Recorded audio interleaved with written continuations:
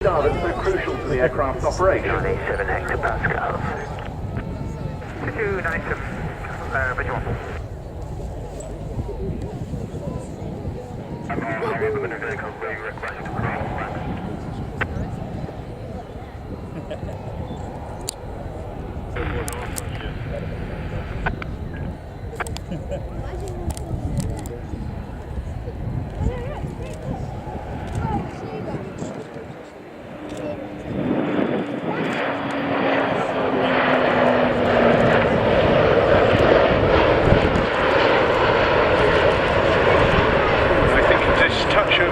Display professionalism there with a lovely slight topside view.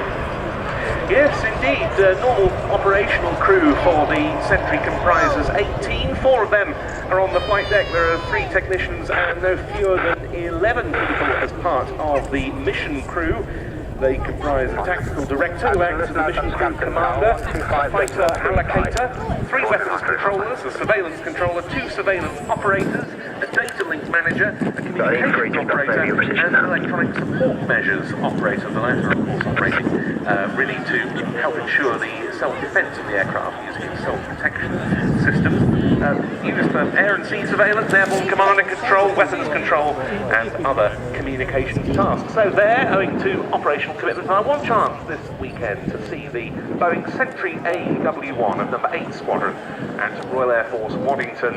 Our thanks to both of the Waddington-based Squadrons 8 and 5 for their contributions to today's programme. But now, on the roll, we go back to an aircraft that certainly would have been seen at Scampton during its wartime heyday, but this is the civilian variant of the Avro Anson, the Avro Anson.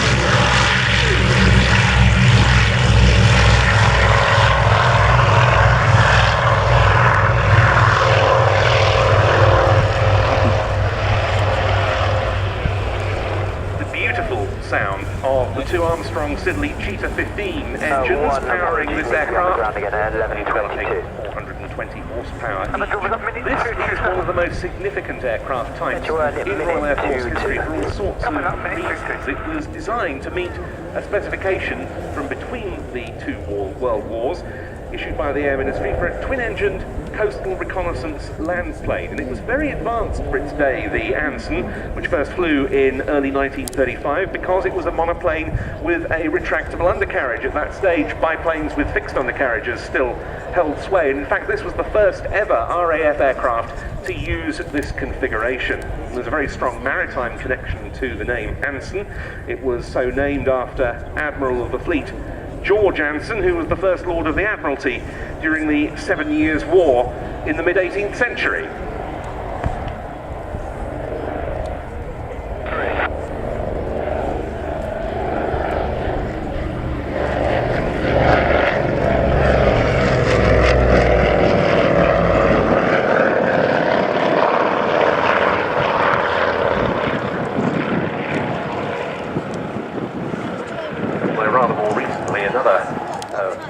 Albeit unrelated naval Anson was quite well known. Vice Admiral Sir Edward, who flew in both the Korean War and the Suez Crisis, helped the Blackburn Buccaneer into Fleet Air Arms Service and was the last captain of the old HMS Ark Royal, but I rather digress. The first RAF Ansons went to Coastal Command, but Bomber Command also took on the type as an interim measure, and no fewer than 26 RAF squadrons in both those commands had Ansons on strength at the time war broke out in September 1939.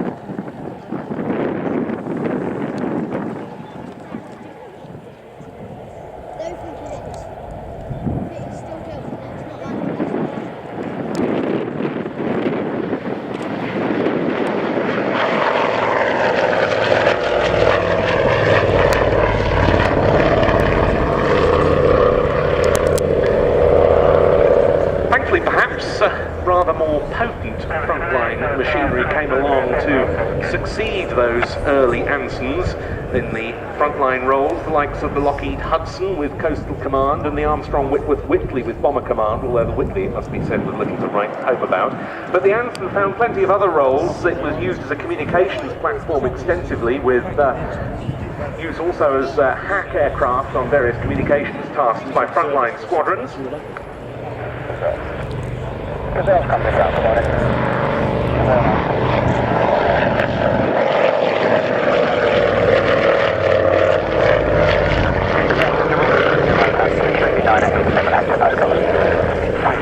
It was really as a trainer that the Anson shone. It was used for training purposes both at home here in the UK and in Canada as part of the British Commonwealth Air Training Plan. Just under 7,000 examples of the initial Mark I Anson ended up being produced, and they train all members of Royal Air Force bomber crews such as those that flew from Scampton during wartime.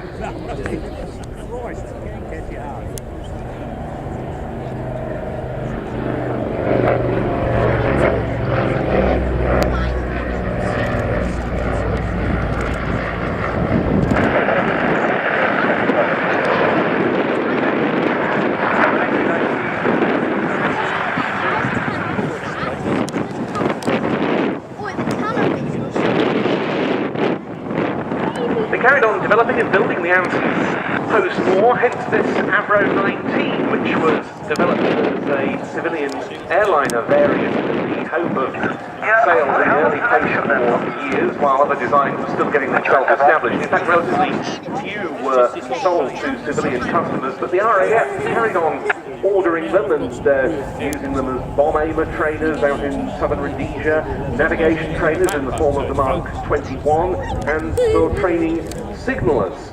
And the last RAF Ansons weren't retired by the Southern Communications Squadron at Boddington until as late as June 1968. One could be closed down for 30 minutes, 30 minutes. Copy, we'll go.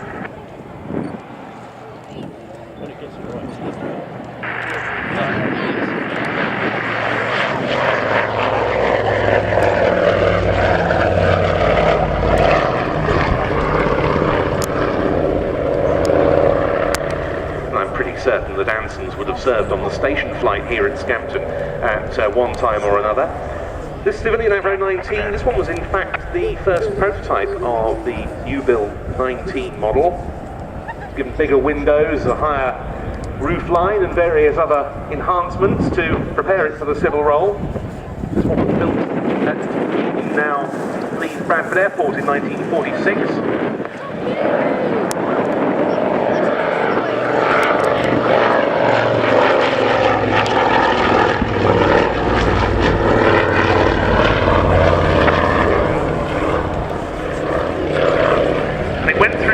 Owners, being used notably by several aerial survey companies until in 1980 it was bought by the then British Aerospace as a restoration project.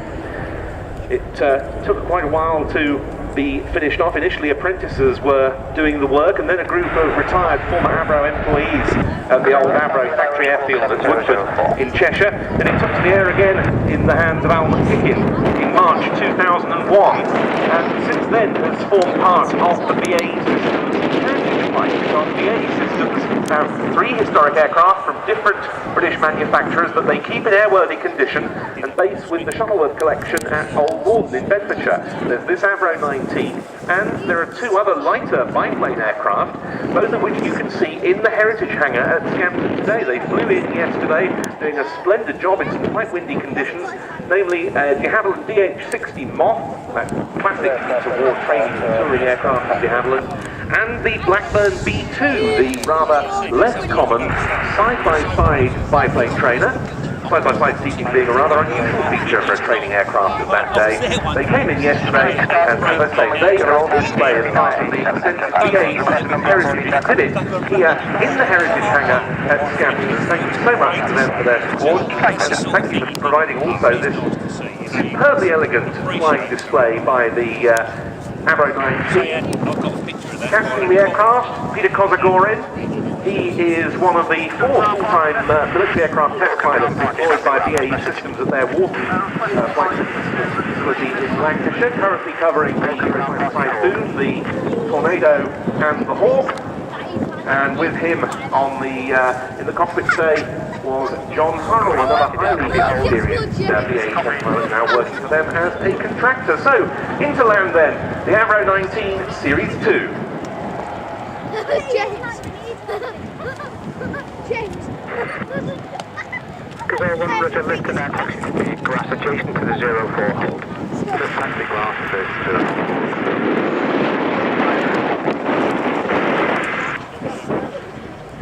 Absolutely beautifully demonstrated by Peter and by John, both of whom are Shuttleworth Collection display pilots for the rest of the Collection's own aircraft that are based at Old Warden. But that is